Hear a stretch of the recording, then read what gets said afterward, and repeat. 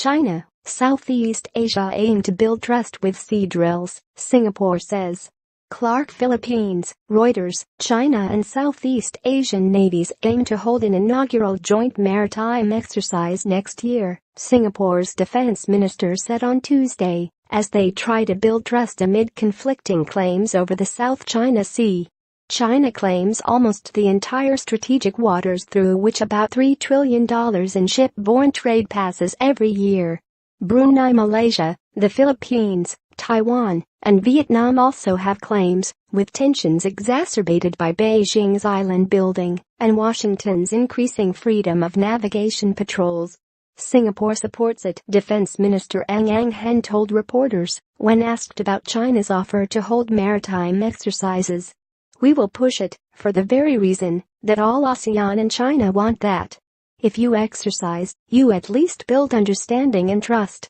The exercises were discussed at a meeting between China and Singapore on the sidelines of the Association of Southeast Asian Nations, ASEAN, defense ministers meeting at the former U.S. Air Force Base at Clark, north of the capital Manila.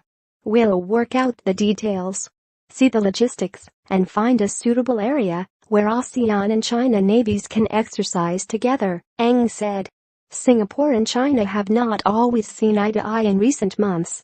Singaporean troops have trained in self-ruled Taiwan, an island China claims as its own, which had been an irritant in ties. Last November, Chinese-controlled Hong Kong impounded 9 Singaporean armored military vehicles being shipped home from Taiwan, inflaming tension. Hong Kong later released the vehicles.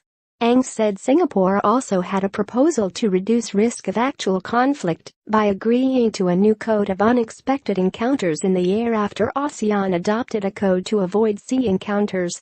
ASEAN and its 8 regional partners, the United States, Russia, China, South Korea, Japan, India, Australia and New Zealand, had agreed to set up a direct communications link among them to ease tension. Ng said the United States and Japan also welcomed the idea of exercises.